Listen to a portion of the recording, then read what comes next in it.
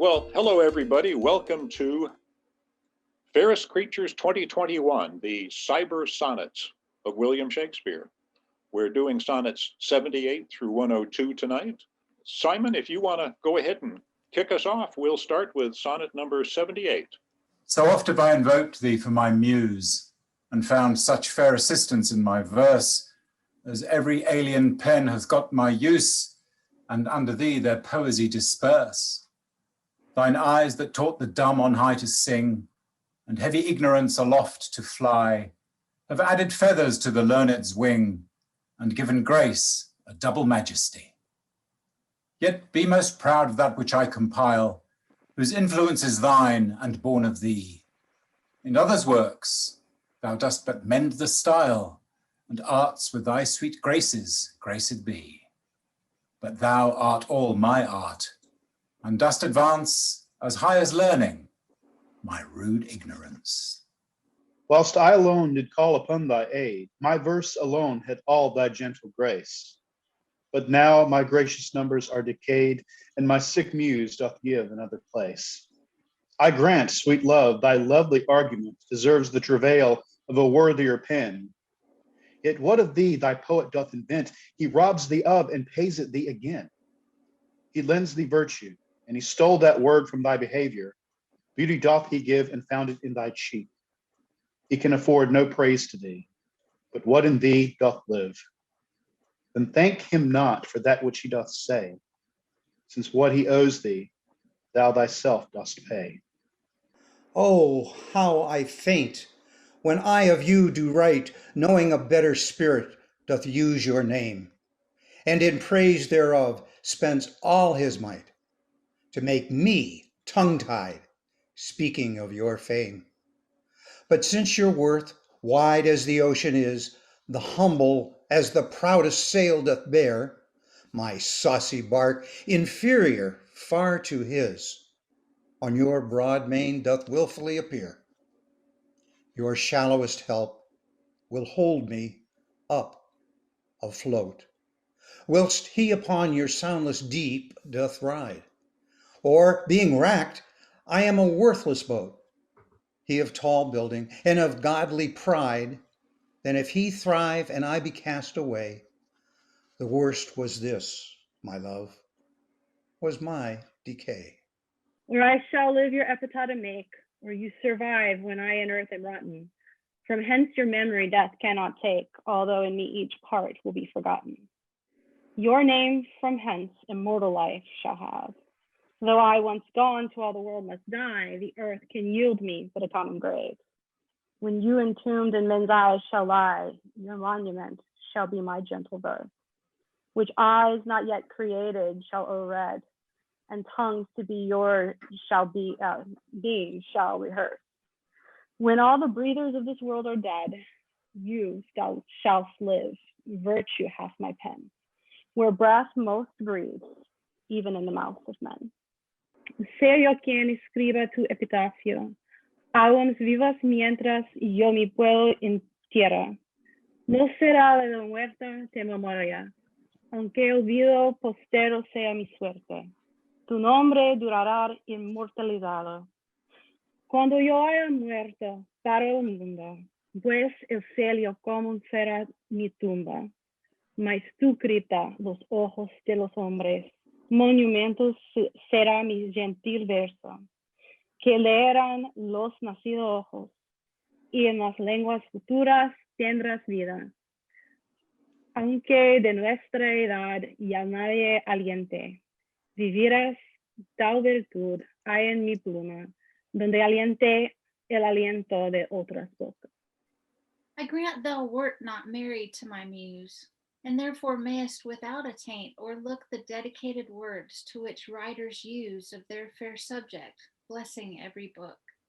Thou art as fair in knowledge as in hue, finding thy worth a limit past my praise, and therefore art enforced to seek anew some fresher stamp of the time-bettering days. And do so, love, yet when they have devised what strained touches rhetoric can lend, thou truly fair wert truly sympathized in true plain words by thy true telling friend. And their gross painting might be better used where cheeks need blood. In thee it is abused. I never saw that you did painting need, and therefore to your fair no painting set. I found, or thought I found, you did exceed the barren tender of a poet's debt, and therefore have I slept in your report, that you yourself, being extant, well might show how far a modern quill doth come too short. Speaking of worth, what worth in you doth grow? This silence for my sin you did impute, which shall be most my glory being dumb.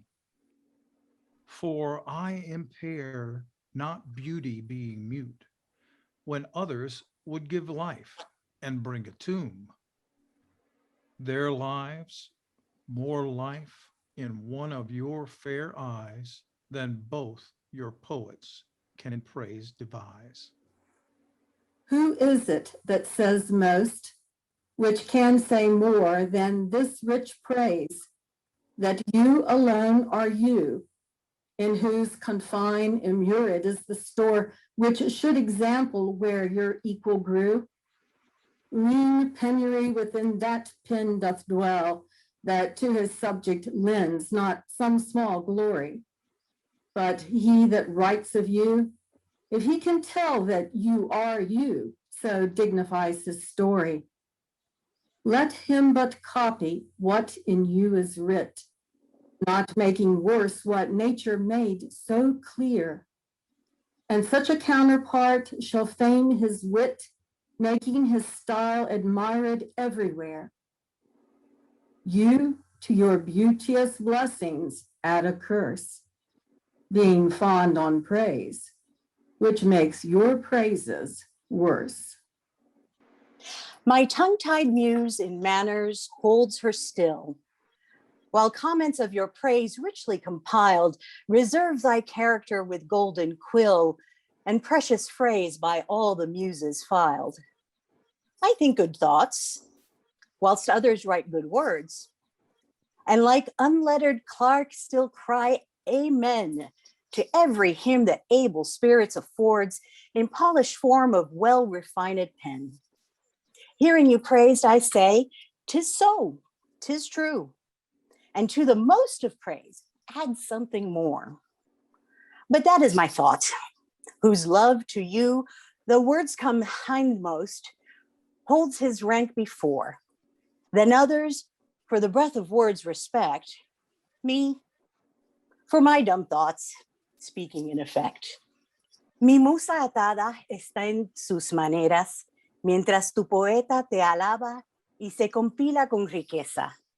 Él preserva tu carácter con preciosas frases, con pluma de oro cincelada por las musas. Pienso buenos pensamientos, otro buenas palabras escribe, y como un clérigo sin letras exclamo amén a cuanto himno aquel espíritu capaz produce en pulida forma y bien refinado estilo. Escuchando sus halagos digo, esto es así, esto es verdad. Y al halago más alto, algo más alto añado. Pero en mi pensamiento, cuyo amor por ti, aunque lentas vengan las palabras, siempre va primero. Entonces a otros, por el aire de las palabras respeta, a mí, por mis mudos pensamientos que hablan lo cierto. Was it the proud wholesale of his great verse? That did my right thoughts in my great.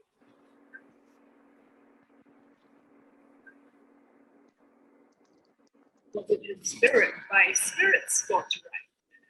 Bottom mortal pitch, that's long squinches by night giving aid to my verses on. All the happy familiar notes which nightly dulls in with intelligence.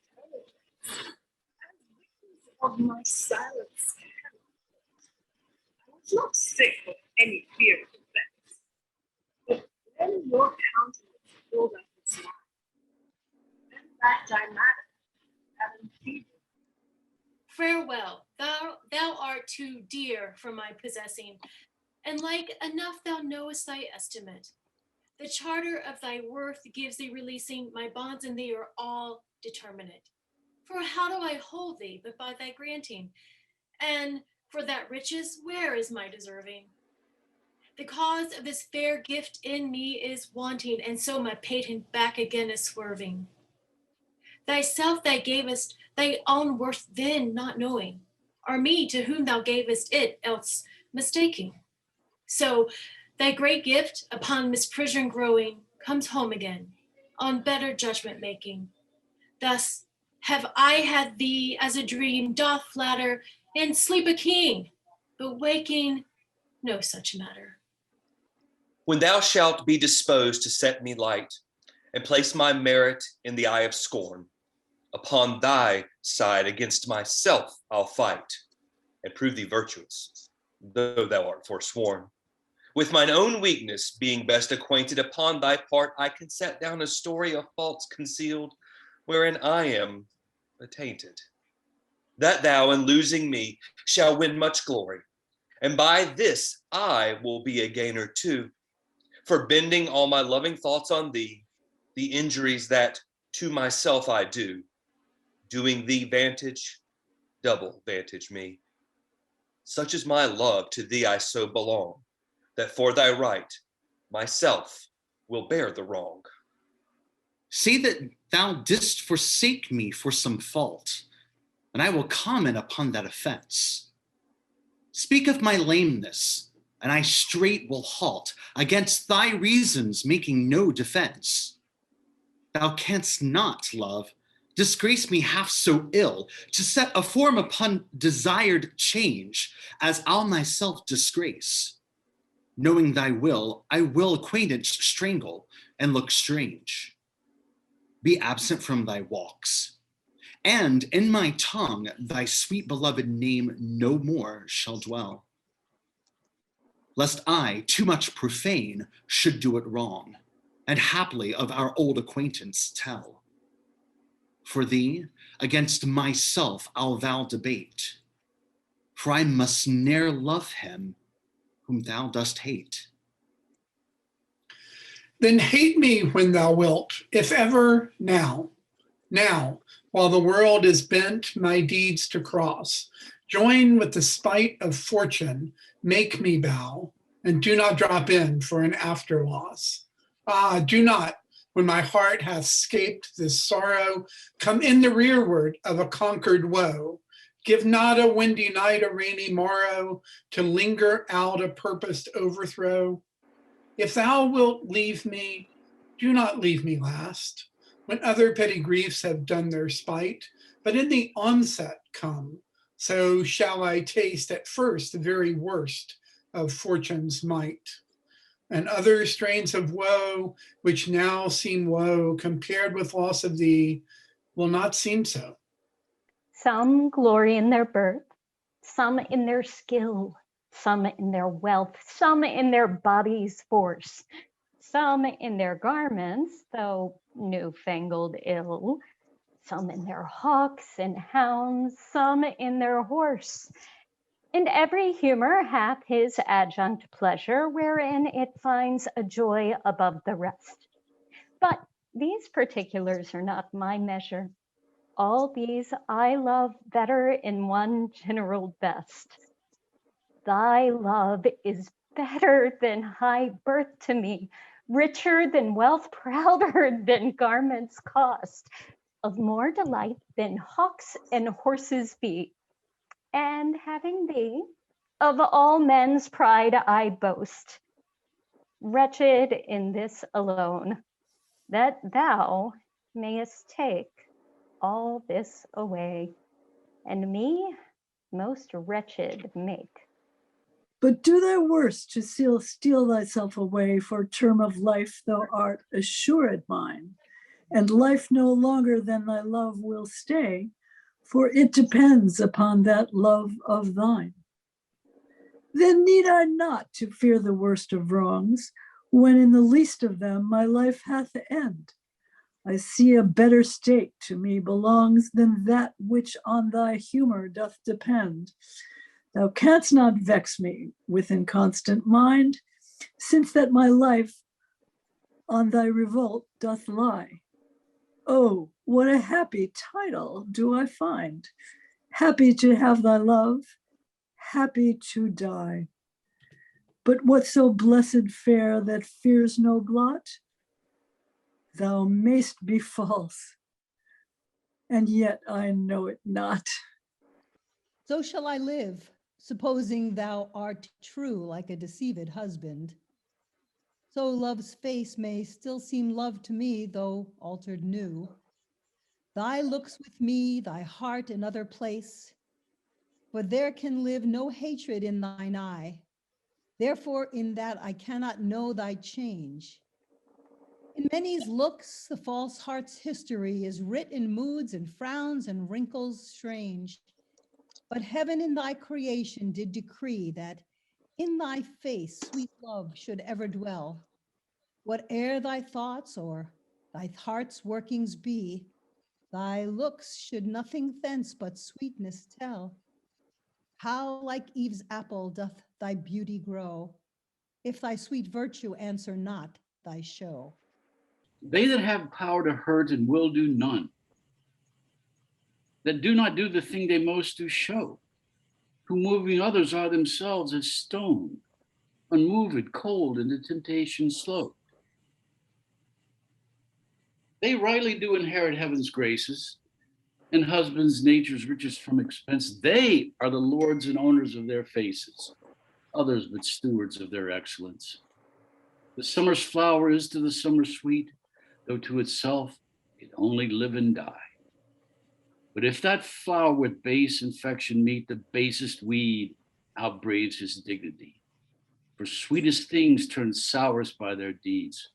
Lilies that fester smell far worse than weeds. How sweet and lovely dost thou make the shame which, like a canker in the fragrant rose, doth spot the beauty of thy budding name. Oh, in what sweet dost thou thy sins enclose?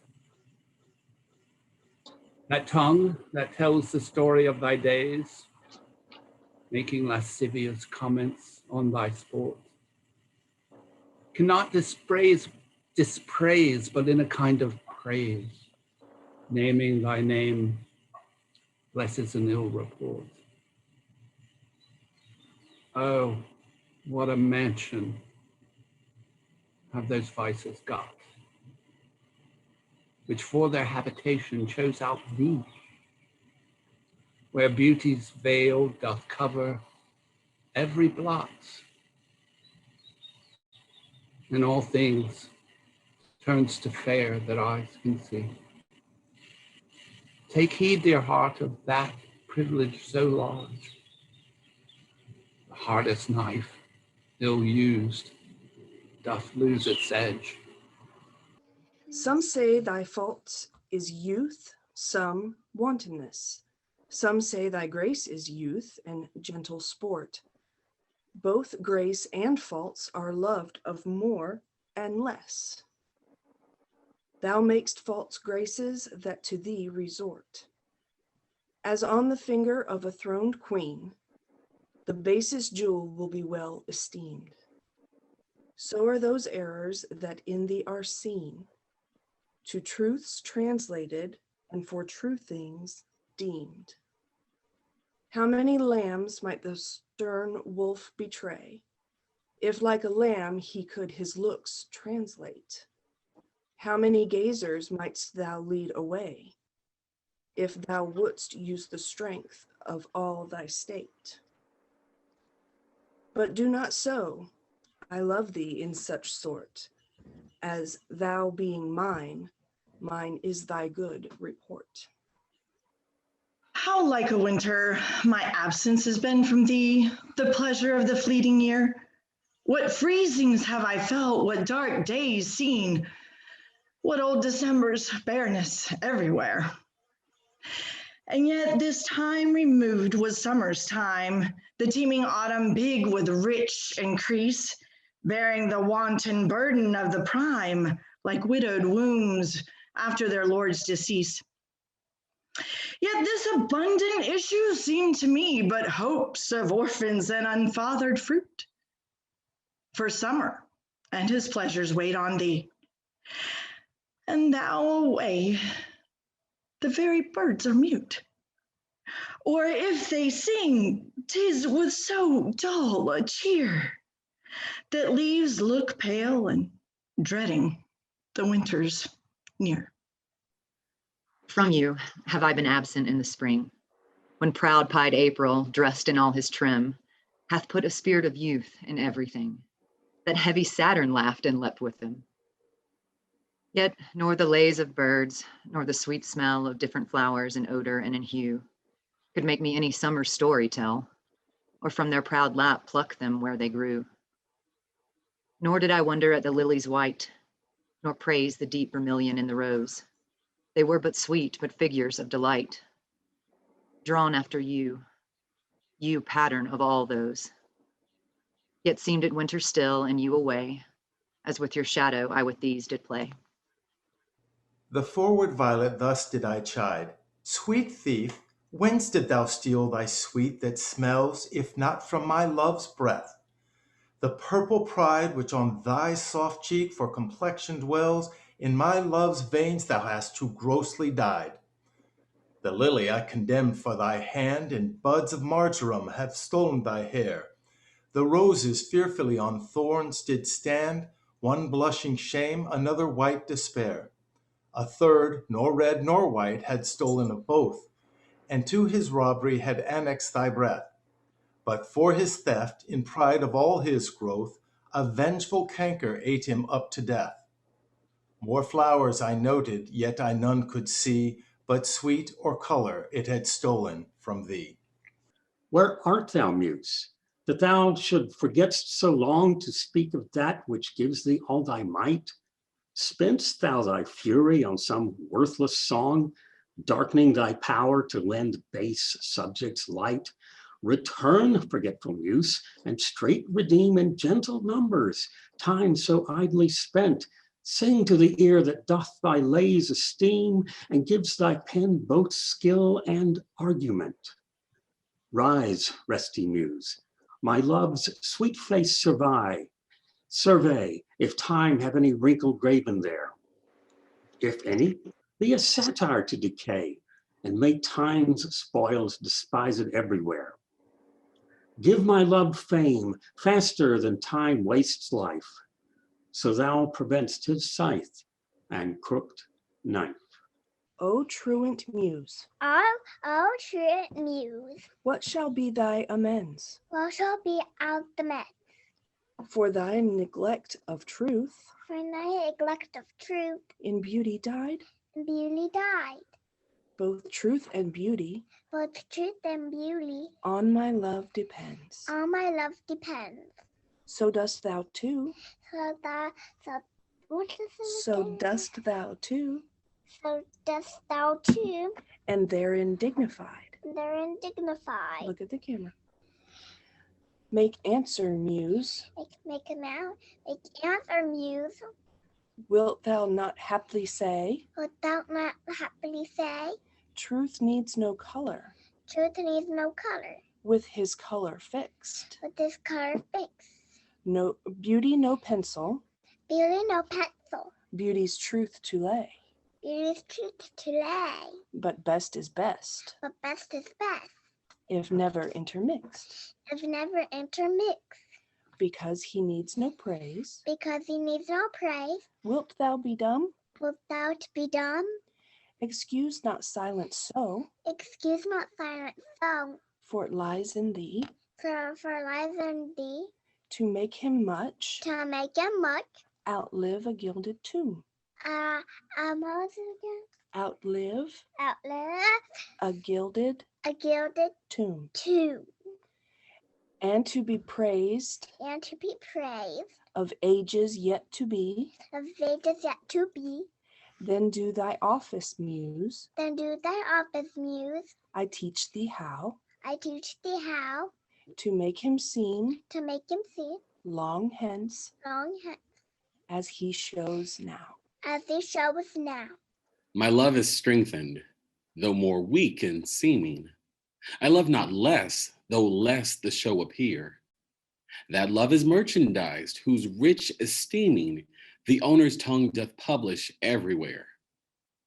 Our love was new, and then but in the spring, when I was wont to greet it with my lays, as Philomel in summer's front doth sing, and stops his pipe in growth of riper days. Not that the summer is less pleasant now than when her mournful hymns did hush the night, but that wild music burdens every bough, and sweets grown common lose their dear delight. Therefore, like her, I sometime hold my tongue, because I would not dull you with my song. Lo, in the Orient, when the gracious light lifts up his burning head, each eye doth homage to his new appearing sight, serving with looks his sacred majesty, and having climbed the steep up heavenly hill, resembling strong youth in his middle age, yet mortal looks adore his beauty still, attending on his golden pilgrimage. But when from highmost pitch, with weary car like feeble age, he reeleth from the day, the eyes, for duteous, now converted, are from his low tract and look another way. So thou thyself, outgoing in thy noon, unlooked on diest, unless thou get a son. Alack, what poverty my muse brings forth, that having such a scope to show her pride, the argument all bare is of more worth than when it hath my added praise beside. Oh, blame me not if no more can write. Look in your glass, and there appears a face that overgoes my blunt invention quite, dulling my lines and doing me disgrace. Were it not sinful then, striving to mend, to mar the subject that before was well? For to no other pass my verses tend than of your graces and your gifts to tell. And more, much more than in my verse can sit, your own glass shows you when you look in it. ओ मेरी fun की दीवी क्या गुर्बत आगे लाती है, जो इतने शौक से अपनी फख्र दिखाती है, कि कुछ भी नहीं कहाँ ज़्यादा काबिल है, जो मेरी शामिल हुई तारीफ से ज़्यादा है। और मुझ पे इल्ज़ाम न देना जब मैं और ना लिख पाऊँ, अपने आईने में देखना वहाँ एक शक्ल नज़र आती है, जो मेरे कुंद इजाद से बढ़ के जाती है, मेरे अल्फाज को सुस्त करती है, मुझे बेशर्म करती है। वो तो जब गिना ना हो इसको ठीक करना, उसी चीज़ पर दाग लगाना जो शुरू से ही ठीक ठाक थी, इसलिए कि मेरे अल्फाजों की और कोई वजह नहीं, आपकी फजलातों और तोहफों की तफसील बताना ही सही। और इससे ज़्यादा, बहुत ज़्यादा, जो मेरी शायरी यहाँ दिखाती है, आपका अपना आईना जब आप खुद उसमें देखते हैं दिखाती है। To me, fair friend, you never can be old. For as you were when first your eye I eyed, such seems your beauty still. 3 winters cold have from the forest shook 3 summers' pride. 3 beauteous springs to yellow autumn turned in process of the seasons have I seen. 3 April perfumes in 3 hot Junes burned, since first I saw you fresh, which yet are green. Ah, yet doth beauty like a dial hand steal from his figure, and no pace perceived. So your sweet hue, which methinks still does stand, hath motion, and mine eye may be deceived. For fear of which, hear this, thou age unbred. Ere you were born, was beauty's summer dead. Let not my love be called idolatry, nor my beloved as an idol show, since all alike my songs and praises be to one of one, still such and ever so. Kind is my love today, tomorrow kind, still constant in a wondrous excellence. Therefore my verse to constancy confined, one thing expressing, leaves out difference. Fair, kind, and true is all my argument. Fair, kind, and true, varying to other words. And in this change is my invention spent, 3 themes in one, which wondrous scope affords. Fair, kind, and true have often lived alone, which 3 till now never kept seat in one. When in the chronicle of wasted time, I see descriptions of the fairest wights, and beauty making beautiful old rhyme, in praise of ladies dead and lovely knights, then in blazon of sweet beauty's best, of hand, of foot, of lip, of eye, of brow, I see their antique pen would have expressed even such a beauty as you master now. So all their praises are but prophecies of this our time, all you prefiguring, and for the look but with divining eyes, they had not skill enough your worth to sing. For we, which now behold these present days, had eyes to wonder, but lacked tongues to praise. Not mine own fears, nor the prophetic soul of the wide world dreaming on things to come, can yet the least of my true love control, supposed as forfeit to a confined doom.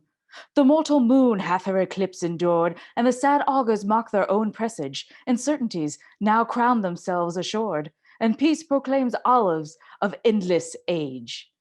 Now with the drops of this most balmy time, my love looks fresh, and death to me subscribes, since spite of him, I'll live in this poor rhyme, while he insults o'er dull and speechless tribes. And thou in this shalt find thine monument, when tyrants' crests and tombs of brass are spent. What's in the brain that ink may character that hath not figured to thee my true spirit? What's new to speak? What now to register that may express my love or thy dear merit? Nothing, sweet boy, and yet like prayers divine, I must each day say o'er the very same, counting no old thing old, thou mine, I thine, even as when first I hallowed thy fair name. So that eternal love in love's fresh case weighs not the dust nor injury of age, nor gives to necessary wrinkles place, but makes antiquity for aye his page. Finding the first conceit of love there bred, where time and outward form would show it dead. Oh, never say that I was of false heart, though absence seemed my flame to qualify. As easy I might from myself depart as from the soul in which thy breast doth lie. That is my home of love. If I have range like him that travels, I return again, just to the time, not with time exchanged, so that myself bring water from my stain. Never believe, though In my nature reigned all frailties that besiege all kinds of blood, that it could so preposterously be stained. To leave for nothing all thy sum of good, for nothing in this wide universe I call, save thou, my rose. In it thou art my all. Alas, 'tis true. I have gone here and there and made myself a motley to the view.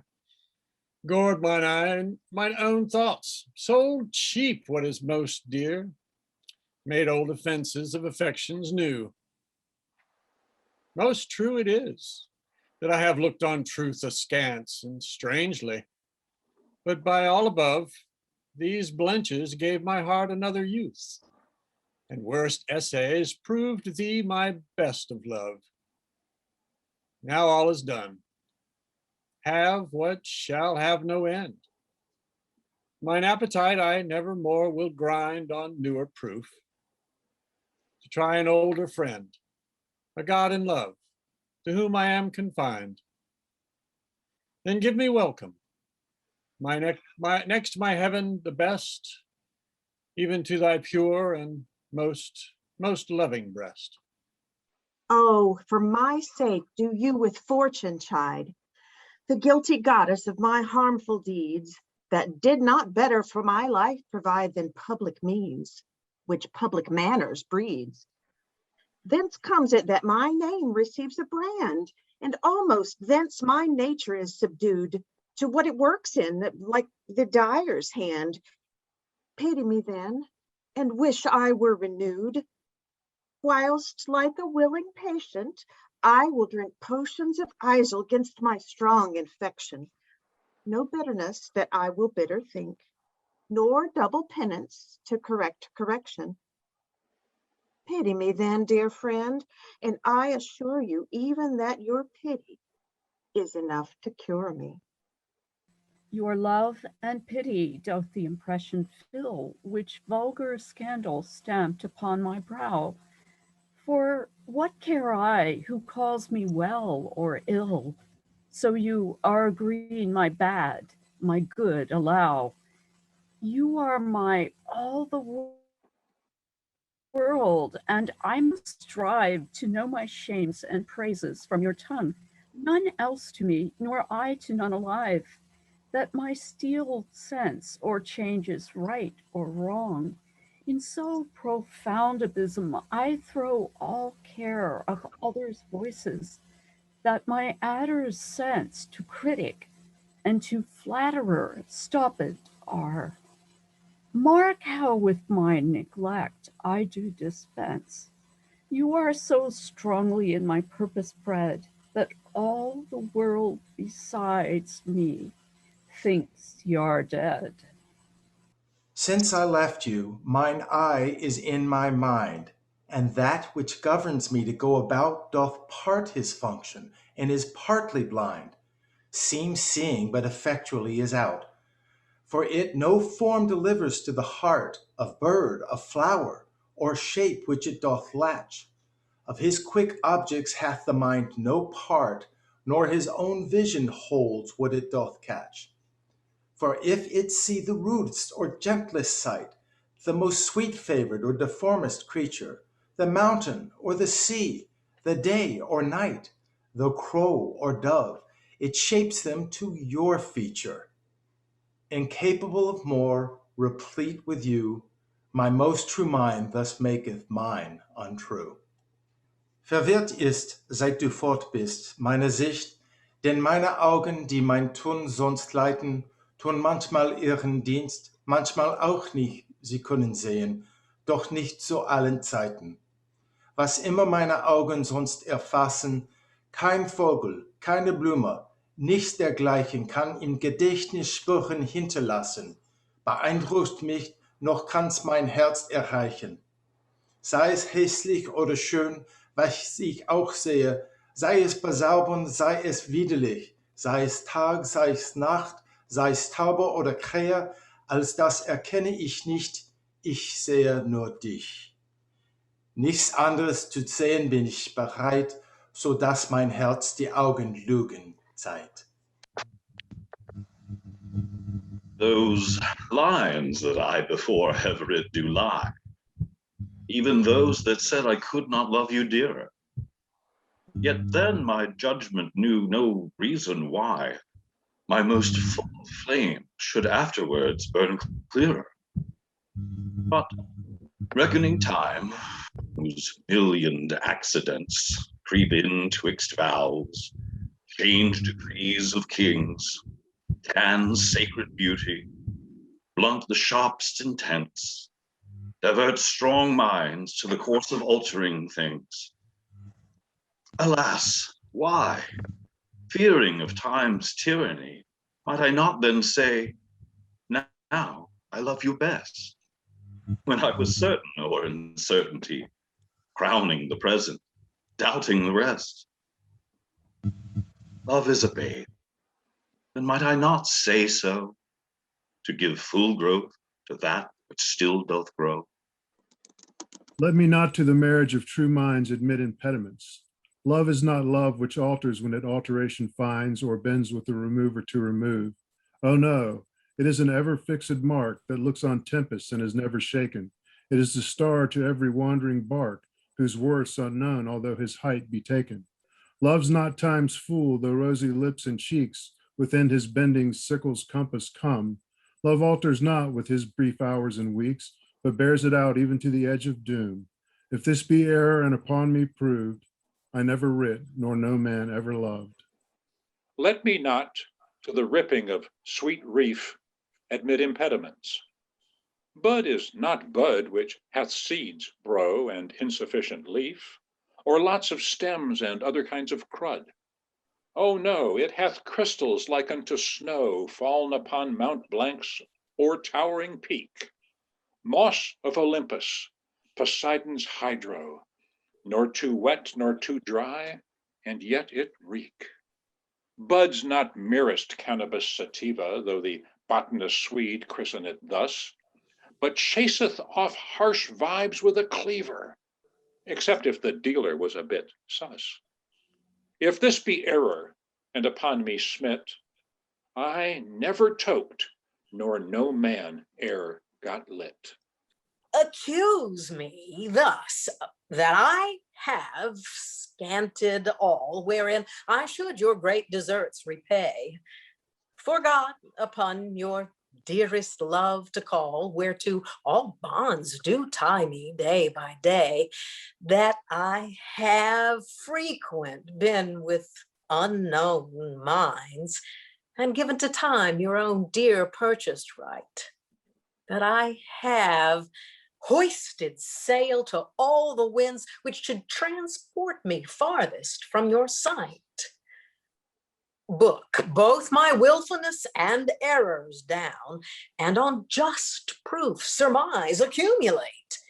Bring me within the level of your frown, but shoot not at me in your wakened hate, since my appeal says, I did strive to prove the constancy and virtue of your love. Like as to make our appetites more keen, with eager compounds we our palate urge, as to prevent our maladies unseen, we sicken to shun sickness when we purge. Even so, being full of your near-cloying sweetness, to bitter sauces did I frame my feeding, and sick of welfare found a kind of meetness, to be diseased ere that there was true needing. Thus policy and love, to anticipate the ills that were not, grew to faults assured, and brought to medicine a healthful state, which rank of goodness would by ill be cured. But thence I learn and find the lesson true, drugs poison him that so fell sick of you. Or whether doth my mind, being crowned with you, drink up the monarch's plague, this flattery, or rather shall I say mine eye saith true, and that your love taught it this alchemy, to make of monsters and things indigest, such cherubs as your sweetest self resemble, creating every bad a perfect best, as fast as objects to his beams assemble. Oh, this the first, 'Tis flattery in my seeing, and my great mind most kingly drinks it up. Mine eye well knows what with his gust is green, and to his palate doth prepare the cup. If it be poison, 'tis the lesser sin that mine eye loves it and doth first begin. What potions have I drunk of silent tears distilled from limbecks foul as hell within, applying fears to hopes and hopes to fears, still losing when I saw myself to win. What wretched errors have my heart committed, whilst it has thought itself so blessed never? How have my eyes out of their shears been fitted in the distraction of this maddening fever? O benefit of ill, now I find it true that better is by evil still made better. And ruined love, when it is built anew, grows fairer than at first, more strong, far greater.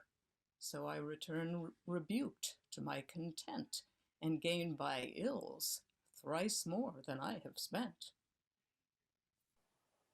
That you were once unkind befriends me now, and for that sorrow which I then did feel, needs must I under my transgression bow, unless my nerves were brass or hammered steel. For if you were by my unkindness shaken, as I by yours, you have passed a hell of time, and I, a tyrant, have no leisure taken to weigh how once I suffered in your crime. Oh, that our night of woe might have remembered my deepest sense, how hard true sorrow hits, and soon to you, as you to me, then tendred, the humble salve which wounded bosom fits. But that your trespass now becomes a fee, mine ransoms yours, and yours must ransom me. 'Tis better to be vile than vile esteemed. When not to be receives reproach of being, and the just pleasure lost, which is so deemed, not by our own feeling, but by others' seeing. For why should others' false adulterate eyes give salutation to my sportive blood? Or on my frailties, why are frailer spies, which in their wills count bad that I think good? No, I am that I am, and they that level at my abuses reckon up their own. I may be straight, though they themselves be bevel. By their rank thoughts, my deeds must not be shown, unless this general evil they maintain. All men are bad, and in their badness reign. Thy gift, thy tables are within my brain, full character with lasting memory, which shall above the fatal rank remain, beyond all date, even to eternity. Or at least so long as brain and heart have faculty by nature to subsist, till each raise oblivion yield his part. Of thee, thy record never can be missed. The poor retention could not so much hold, nor need I tallies thy dear love to score. Therefore, to give them from me, was I bold to trust those tables that receive thee more. To keep an adjunct, to remember thee, or to import forgetfulness in me. No, time, thou shalt not boast that I do change. Thy pyramids built up with newer might to me are nothing novel, nothing strange. They are but dressings of a former sight. Our dates are brief, and therefore we admire what thou dost foist upon us that is old, and rather make them born to our desire than think that we before have heard them told. Thy registers and thee I both defy, not wondering at the present nor the past, for thy records and what we see doth lie, made more or less by thy continual haste. If my dear love were but the child of state, It might be for fortune's bastard unfathered, as subject to time's love or to time's hate, weeds among weeds, or flowers with flowers gathered. No, it was builded far from accident. It suffers not a smiling pomp, nor falls under blow of thralled discontent. Whereto with invited time our fashion calls, it fears not policy that hectic, which works at leases of short and numbered hours, but all alone stands hugely politic. That it or grows in heart, nor drowns the showers. To this I witness call the fools of time, which die for goodness who have lived for crime. Were taught to me, I bore the canopy with my extern, the outward honoring, or laid great bases for eternity, which proves more short than waste or ruining. Have I not seen dwellers on form and favor lose all and more by paying too much rent? For compound sweet foregoing simple savor, pitful thrivers in their gazing spent. No, let me be obsequious in thy heart, and take thou my oblation, poor but free, which is not mixed with seconds, knows no art, but mutual render, only me for thee. Hence thou some burned informer, a true soul, when most impeached stands least in thy control. Oh, thou, my lovely boy, who in thy power dost hold time's fickle glass, his sickle hour. Who hast thy waning grown, and therein choosed thy lover's withering as thy sweet self grows. If nature, sovereign mistress, overrack, as thou goest onward, still will rock thee back. She keeps thee to this purpose, that her skill may time disgrace and wretched minutes kill. Yet fear her, although minion of her pleasure she may detain, but not so keep her trail.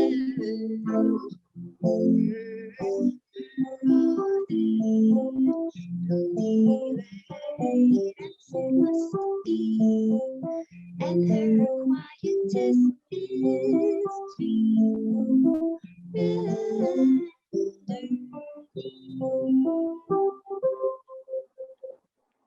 In the old age, Black was not counted fair, or if it were, it bore not beauty's name. But now is Black beauty's successive heir, and beauty slandered with a bastard shame. For since each hand hath put on nature's power, faring the foul with art's false borrowed face, sweet beauty has no name, no holy bower, but is profaned, if not lives in disgrace. Therefore my mistress' eyes are raven black, her eyes so suited, and they mourners seem at such who, not born fair, no beauty lack, slandering creation with a false esteem. Yet so they mourn becoming of their woe, that every tongue says beauty should look so.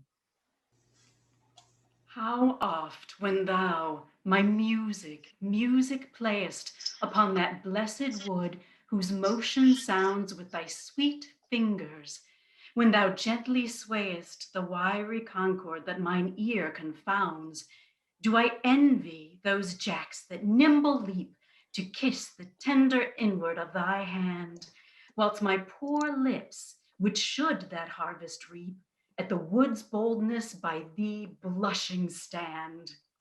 to be so tickled they would change their state and situation with those dancing chips, or whom thy fingers walk with gentle gait, making dead wood more blessed than living lips.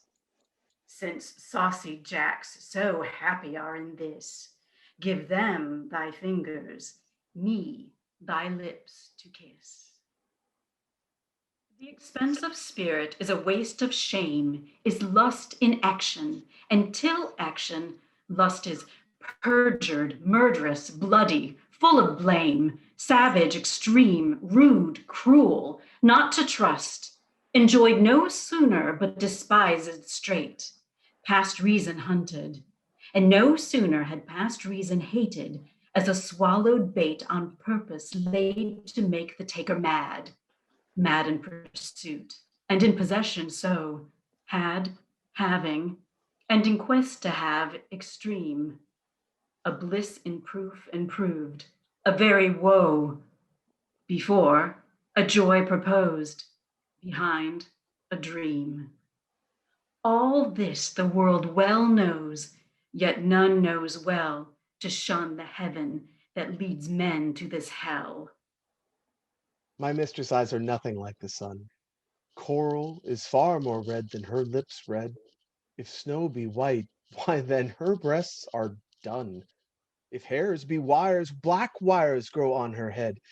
I have seen roses damasked red and white, but no such roses see I in her cheeks. And in some perfumes is there more delight than in the breath that from my mistress reeks.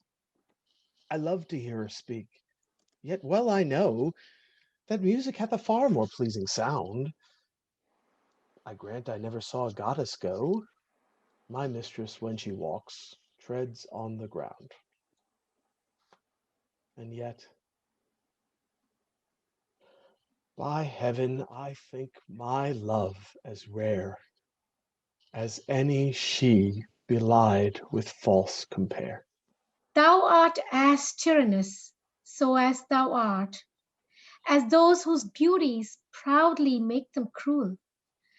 For well thou knowest, my dear doting heart, thou art the fairest and most precious jewel.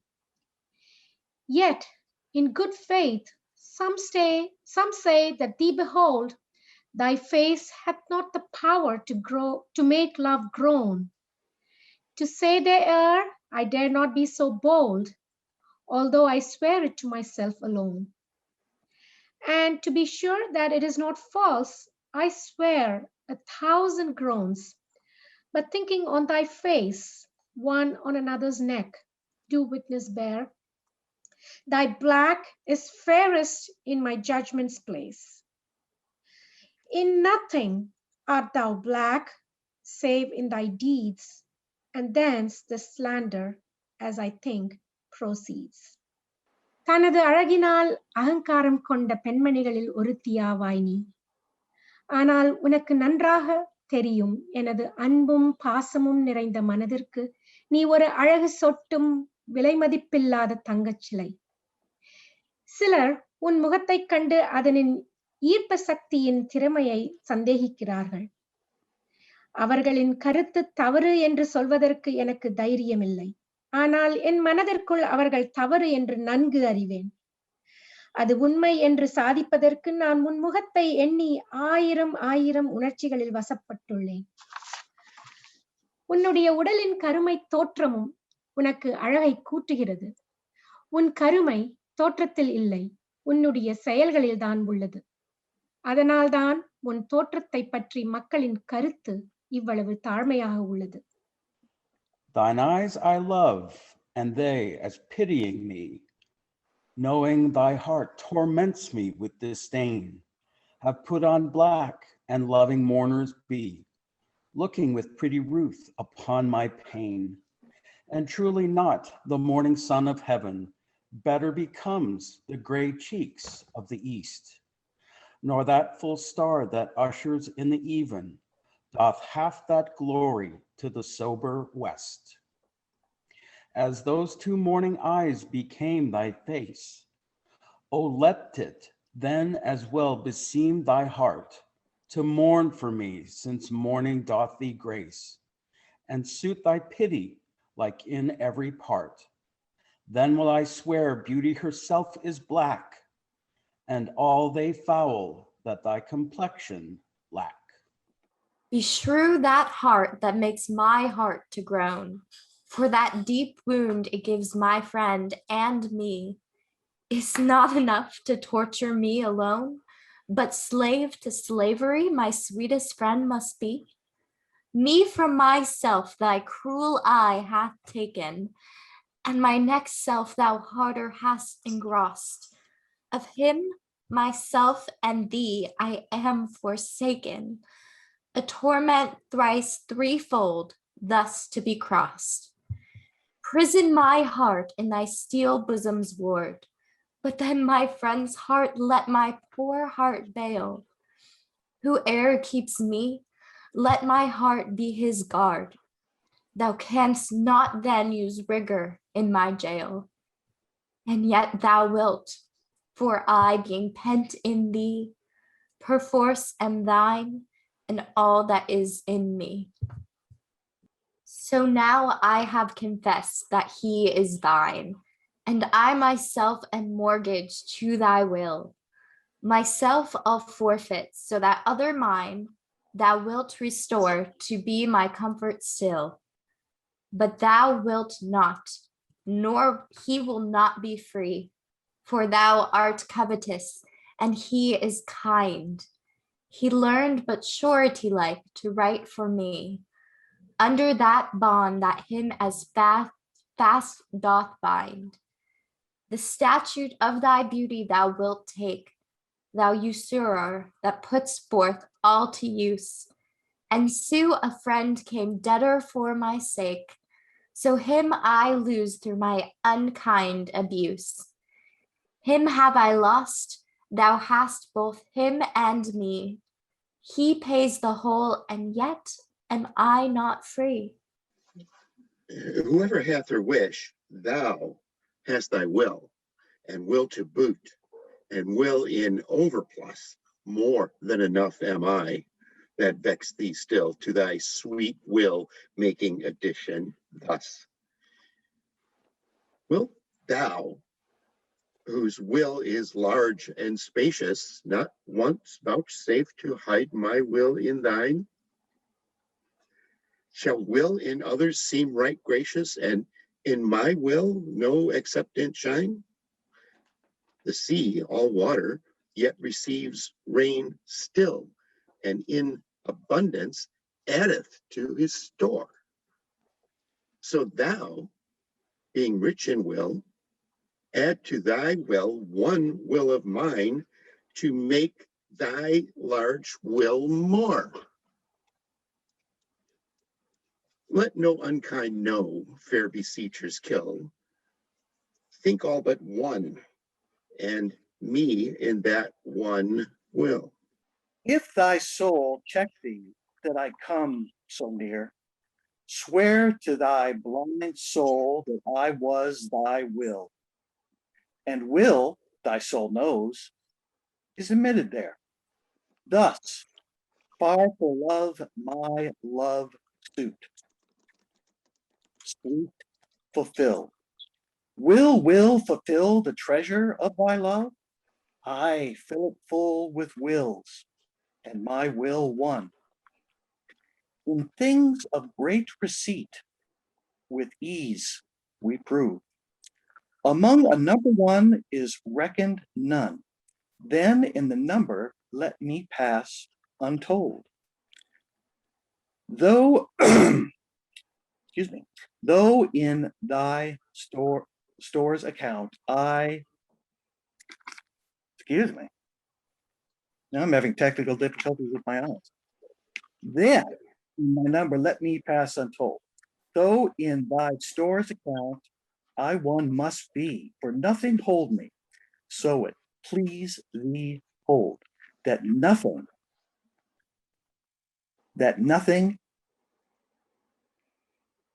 I'm sorry, bear with me, that nothing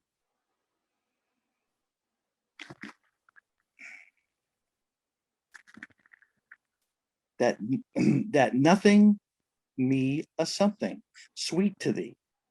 Make but my name thy love, and love that still. And then thou lovest me, for my name is Will. Thou blind fool, love, what dost thou to mine eyes, that they behold and see not what they see?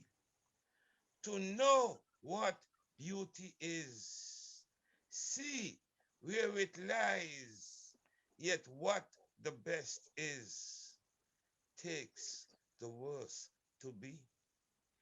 If eyes corrupt by over partial looks be anchored in the bay, where all men ride, why of eyes falsehood hast thou forged hooks, whereto the judgment of my heart is tied? Where to the judgment of my heart is tied. One moment I was trying to recite it, but where to the judgment of my heart is tied. This is embarrassing.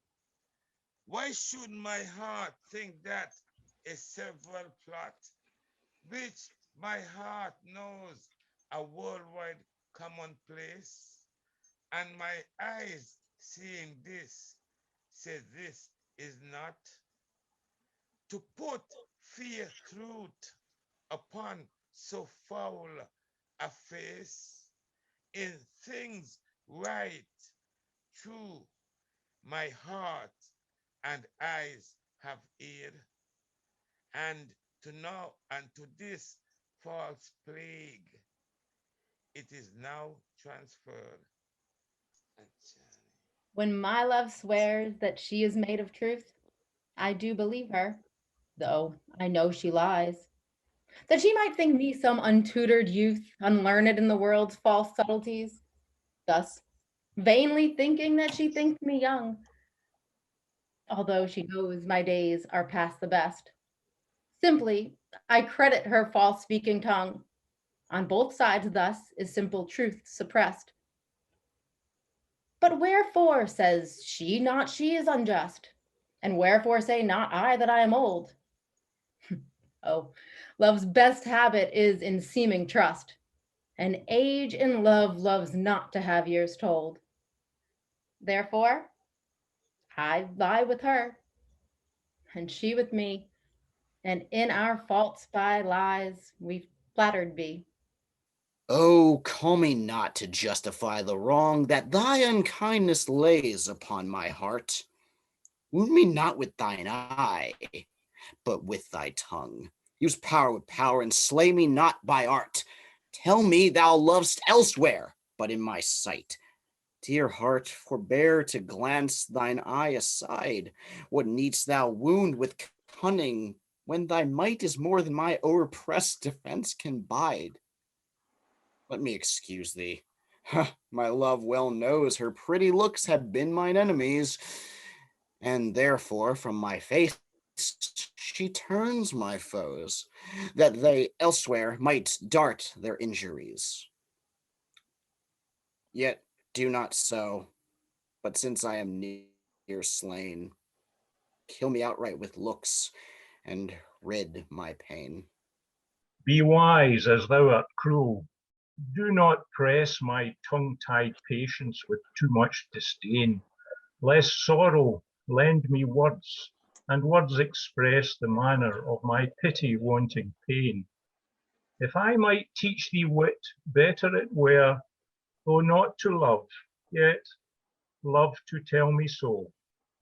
As testy sick men, when their deaths be near, no news but health from their physicians know. For if I should despair, I should grow mad, and in my madness might speak ill of thee. Now this ill-resting world is growing so bad, mad slanderers by mad ears believe it be, that I may not be so, nor thou be lied. Bear thine eyes straight, though thy proud heart go wide. In faith, I do not love thee with mine eyes, for they in thee 1,000 errors note. But 'tis my heart that loves what they despise, who in despite of view is pleased to dote. Nor are mine ears with thy tongue's tune delighted, nor tender feeling to base touches prone, nor taste, nor smell desire to be invited to any sensual feast with thee alone. But my 5 wits, nor my 5 senses can dissuade one foolish heart from serving thee, who leaves unswayed the likeness of a man, thy proud heart's slave and vassal wretch to be. Only my plague thus far I count my gain, that she that makes me sin awards me pain. Love is my sin, and thy dear virtue hate. Hate of my sin, grounded on sinful loving. Oh, but with mine compare thou thine own state, and thou shalt find it merits not reproving. Or if it do, not from those lips of thine that have profaned their scarlet ornaments and sealed false bonds of love as oft as mine, robbed others' beds' revenues of their rents. Be it lawful I love thee as thou lovest those whom thine eyes woo as mine importune thee. Look pity in thy heart, and that when it grows, thy pity may deserve to pitied be. If thou dost seek what thou dost hide, by self-example mayest thou be denied. Lo, as a careful housewife runs to catch one of her feathered creatures broke away, sets down her babe, and makes all swift dispatch in pursuit of the things she would have stay, whilst her neglected child holds her in chase, cries to catch her, whose busy care is bent to follow that which flies before her face, not prizing her poor infant's discontent. So runneth thou after that which flies from thee, whilst I, thy babe, chases thee afar behind. But if thy catch thy hope, turn back to me and play the mother's part. Kiss me, be kind. So I will pray that thou mayest have thy will, if thou turn back and my loud crying still. 2 loves I have of comfort and despair, which like 2 spirits do suggest me still. The better angel is a man right fair, the worser spirit a woman colored ill. To win me soon to hell, my female evil tempteth my better angel from my side, and would corrupt my saint to be a devil, wooing his purity with her foul pride. And whether that my angel be turned fiend, suspect I may, yet not directly tell. But being both from me both to each friend, I guess one angel in another's hell. Yet this I shall ne'er know, but live in doubt, till my bad angel fire my good one out. Those lips that love's own hand did make breathed forth the sound that said, I hate, to me that languished for her sake. But when she saw my woeful state, straight in her heart did mercy come, chiding that tongue that ever sweet was used in giving gentle doom, and taught it thus anew to greet. I hate, she altered with an end, that followed it as gentle day doth follow night, like a fiend from heaven to hell is flown away. I hate, from hate away she threw, and saved my life, saying, not you. Poor soul, the center of my sinful earth, these rebel powers that thee array. Why dost thou pine within and suffer dearth, painting thy outward wall so costly gay? Why so large cost, having so short a lease, dost thou upon thy fading mansion spend? Shall worms, inheritors of this excess, eat up thy charge? Is this thy body's end? Then so live thou upon thy servant's loss, and let that pine to aggravate thy store by terms divine and selling hours of dross. Within be fed, without be rich no more. So shalt thou feed on death that feeds on men, and death once dead, there's no more dying then. My love is as a fever longing still for that which longer nurseth the disease, feeding on that which doth preserve the ill, the uncertain sickly appetite to please. My reason, the physician to my love, angry that his prescriptions are not kept, hath left me, and I desperate now approve desire is death, which physic did accept. Past cure I am, now reason is past care, and frantic mad with evermore unrest. My thoughts and my discourse are as madmen's are, at random from the truth vainly expressed. For I have sworn thee fair and thought thee bright, who art as black as hell, as dark as night. Oh me, what eyes hath love put in my head, which have no correspondence with true sight? Or if they have, where is my judgment fled that censures falsely what they see aright?